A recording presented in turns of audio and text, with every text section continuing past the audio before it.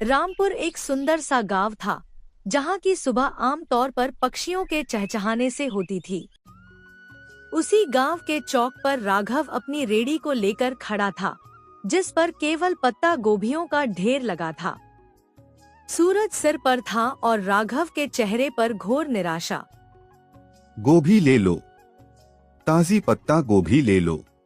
अरे राघव, कल भी तो गोभी ही लाया था। क्या तेरे खेत में इसके अलावा और कुछ नहीं उगता? घर में सब अब गोभी देखकर मुंह बनाने लगे हैं। क्या करूं चाची, खेत में फसल ही यही हुई है। बहुत सस्ती दे रहा हूं, 2 किलो ले लो। नहीं रे बेटा, मुफ्त में भी देगा तो कोई नहीं खाएगा। कुछ नया लाए तो बता देना, सबको कुछ नया चाहिए। चाची की बात सुनकर राघव सोच में पड़ गया। वो बुझे मन से बुदबुदाया। पर नया लाने के लिए पैसे कहां से आएंगे? अगर आज यह गोभी नहीं बिकी तो कल का चूल्हा भी नहीं जल पाएगा। राघव वहीं सड़क किनारे हताश होकर बैठ गया। तभी उसका पुराना दोस्त अजय वहां से गुजरा। क्या हुआ राघव, आज फिर गोभी का ढेर घर ले जा रहा है? हाँ अजय, कोई भी इसे खरीदने को तैयार नहीं है। सब इन पत्ता गोभी से पक गए हैं। समझ नहीं आता इन पत्ता गोभियों का क्या करूं? भाई, तूने शहर में कुछ समय उस दुकान पर काम किया था ना, जहां लोग इसी गोभी को बारीक काटकर कुछ सफेद पोटली जैसा बनाते थे। क्या नाम था उसका? हाँ, मोमोज। हाँ अजय, वो लोग पत्ता गोभी का ही इस्तेमाल करते थे। अजय की बात राघव के दिमाग में घर कर गई थी। उस शाम राघव घर लौटा तो उसके मन में एक ही धुन सवार थी। उसने अपनी बची हुई सबसे अच्छी पत्ता गोभी उठाई और उसे बारीक काटना शुरू किया। अगर मैं इन गोभियों को फेंकने के बजाय इनका रूप बदल दूं तो शायद बात बन जाए। मैदा घर में थोड़ा पड़ा ही है। राघव रसोई में मसालों के साथ कुछ प्रयोग करने लगा। कुछ ही देर में वहां एक सोंधी खुशबू फैलने लगी। खुशबू सूंघते हुए उसका पड़ोसी रहीम चाचा अंदर आए। राघव मियाँ, यह कैसी खुशबू आ रही है? आज क्या कोई दावत की तैयारी है? आइए चाचा, दावत तो नहीं पर एक कोशिश कर रहा हूँ। यह देखिए, मैंने इन गोभियों को मसालों के साथ पकाकर इस मैदे की लोई में भर दिया है। अरे, ये तो छोटी छोटी सफेद पोटलियां लग रही है। इन्हें तेल में तलोगे क्या? नहीं चाचा, इन्हें बस भाप में पकाऊंगा। यह बिना तेल का खाना होगा, जो गांव वालों के लिए बिल्कुल नया होगा। बिना तेल का? क्या लोग खाएंगे? यहाँ तो सबको तला भुना पसंद है। स्वाद अच्छा हुआ तो सब खाएंगे चाचा। बस दुआ कीजिए कि यह भाप में ठीक से पक जाए। कल सुबह गांव के चौराहे पर मैं इसी का ठेला लगाऊंगा।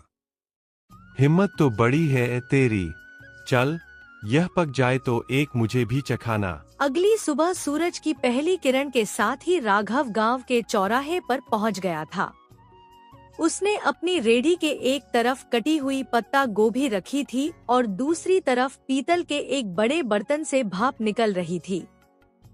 गांव के लोग जो रोज राघव को गोभी बेचते देखते थे, आज रुक रुक कर उसे लेने लगे। तभी गांव का हलवाई दीनदयाल उसके ठेले पर आया। अरे राघव, आज तेरा यह पत्ता गोभी का ठेला बड़ा चमक रहा है। यह बड़े बर्तन में क्या उबाल रहा है भाई? सुबह सुबह चाय बना रहा है? नहीं दीनदयाल भाई, यह चाय नहीं है। इसे मोमोज कहते हैं। शहर का बड़ा मशहूर नाश्ता है। आज पहली बार अपने गांव में लाया हूँ। नाम तो बड़ा अजीब है, पर खुशबू बड़ी सौंधी आ रही है। इसमें डाला क्या है? वही अपनी ताजी पत्ता गोभी है भाई। बस बनाने का अंदाज नया है। यह देखिए, साथ में यह तीखी लाल चटनी भी है। तभी गांव का एक बुजुर्ग लाठी टेकते हुए उसके पास आया। बेटा, ये दिखने में तो बड़ा कोमल लग रहा है। क्या ये बुजुर्गों के खाने लायक है? मेरे दांत अब सख्त चीजें नहीं चबा पाते। बाबा, ये तो मुंह में जाते ही घुल जाएगा। यह भाप में पका है, बिल्कुल रुई जैसा नरम। आप बस एक बार जरा सा चखकर देखिए। बुजुर्ग ने एक छोटा सा टुकड़ा चखा। पूरा चौराहा शांत हो गया। सब बुजुर्ग के चेहरे के भाव देख रहे थे। जैसे ही बुजुर्ग ने मोमोज का टुकड़ा चबाया, उनके चेहरे पर एक बड़ी सी मुस्कान फैल गई। राघव ने उन्हें थोड़ी और लाल चटनी दी। देखते ही देखते वहां मौजूद दूसरे लोग भी अपनी बारी का इंतजार करने लगे। तभी वहां राघव का दोस्त अजय भी आ जाता है। राघव, मुझे भी एक प्लेट दे भाई। कल तो तू बड़ा परेशान था और आज तूने यहाँ कमाल कर दिया। अब जल्दी जल्दी इसका स्वाद सबको चखा दे, लोग इंतजार कर रहे हैं। हाँ अजय, सबको दूंगा, पर ध्यान रखना चटनी थोड़ी तीखी है, संभल कर खाना। अरे राघव, तीखा ही तो असली मजा है। शहर में लोग क्या वाकई रोज यही खाते हैं? मुझे तो लगता था वहाँ के लोग बस महंगा खाना जानते हैं। हाँ काका, शहर में तो इसे खाने के लिए लंबी लाइनें लगती हैं। मैंने सोचा जब हमारे खेत में इतनी अच्छी गोभी होती है तो हम गांव वालों को यह स्वाद क्यों ना मिले। भाई राघव, तूने तो मेरी मिठाई की दुकान के सामने रौनक लगा दी। एक प्लेट मेरे लिए भी लगा। देखूं तो सही इस पत्ता गोभी के नए अवतार में ऐसा क्या जादू है। दोपहर होते होते राघव सारी पत्ता गोभी खत्म हो गई थी, लेकिन सब्जी के रूप में नहीं, बल्कि मोमोज के रूप में। राघव ने आज पहली बार अपने हाथ में इतने पैसे देखे थे। उसकी आंखों में खुशी के आंसू थे और मन में एक नया हौसला। उसे समझ आ गया था कि मेहनत और नयापन कभी बेकार नहीं जाता। अगले कुछ दिनों तक राघव का काम तेजी से चल पड़ा। अब लोग सुबह से ही राघव के आने का इंतजार करने लगे थे। लेकिन जैसे जैसे काम बढ़ा, राघव के पास संसाधनों की कमी होने लगी। उसके पास सिर्फ एक छोटा बर्तन था और अकेले सारा काम करना उसके लिए मुश्किल होता जा रहा था। गोभी काटना, मैदा गूंथना, फिर उसे बेलना और फिर भाप देना, अकेले करते करते हाथ जवाब देने लगे हैं। पर अगर रुक गया तो लोग निराश हो जाएंगे। तभी रहीम चाचा उसके पास आते हैं। क्या बात है राघव मियाँ, काम कैसा चल रहा है? आज चेहरे पर वो चमक नहीं है जो हमेशा रहती है। काफी थकेतके से भी लग रहे हो। चाचा, काम तो बहुत है पर हाथ सिर्फ 2 हैं। लोगों को मेरे हाथों के मोमोज बहुत पसंद आ रहे हैं और अब वे उसे ज्यादा मात्रा में मांग रहे हैं। मेरे पास बर्तन इतना छोटा है कि एक बार में सिर्फ 10 से 12 मोमोज ही बन पाते हैं।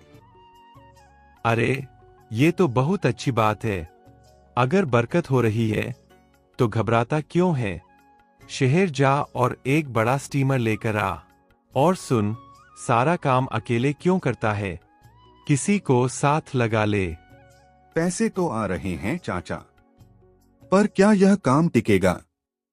कहीं लोग 4 दिन बाद ऊब गए तो मेरी सारी कमाई डूब जाएगी। मेहनत कभी नहीं डूबती बेटा। तूने साधारण सी पत्ता गोभी को पहचान दिलाई है। अब खुद को एक बड़ा व्यापारी बनाने की सोच। रहीम चाचा की सलाह मानकर राघव ने अगले दिन अपनी रेडी नहीं लगाई। वो पास के बड़े कस्बे के गया।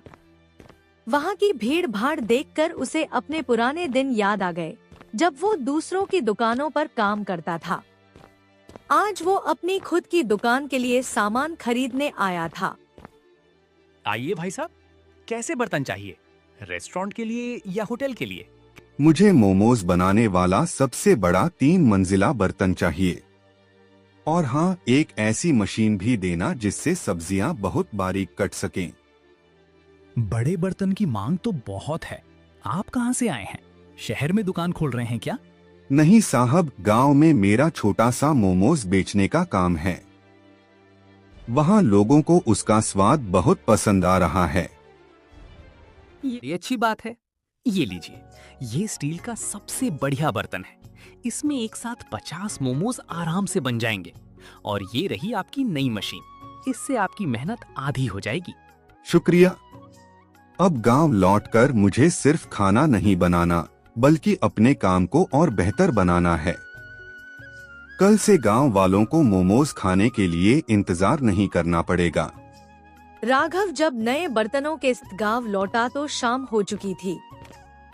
रास्ते में उसने ढेर सारी पत्ता गोभी खरीदी। उसने रात भर जागकर नए बर्तनों को साफ किया और अगले दिन की तैयारी की। अगली सुबह जब राघव चौराहे पर पहुंचा तो उसकी रेहड़ी का नजारा बदला हुआ था।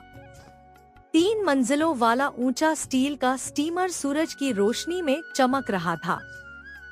वाह भाई राघव, ये क्या रॉकेट ले आया आज? ये तो बड़ा आलीशान लग रहा है। रॉकेट नहीं है अजय भाई, यह 3 मंजिला स्टीमर है। अब एक साथ कई लोग मोमोज खा पाएंगे।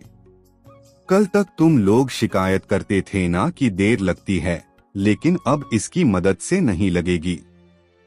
अरे भाई, बर्तन तो बड़ा कर लिया, पर क्या स्वाद वही रहेगा। अक्सर काम बढ़ने पर लोग जायका भूल जाते हैं। दीनदयाल भाई, जायका तो मेरी मेहनत में है, बर्तन में नहीं। आप बस देखते जाइए, आज मैंने चटनी में एक खास चीज और मिलाई है, खेत का ताजा पुदीना। राघव, सुना है तूने कस्बे से कोई मशीन भी मंगवाई है? क्या अब मशीन से खाना बनाएगा? नहीं काका, मशीन सिर्फ सब्जियां बारीक काटने के लिए है। मेहनत तो अभी भी इन हाथों की ही रहेगी। मशीन से बस मेरा समय बचेगा ताकि मैं आप सबको गर्मागर्म खाना खिला सकूं।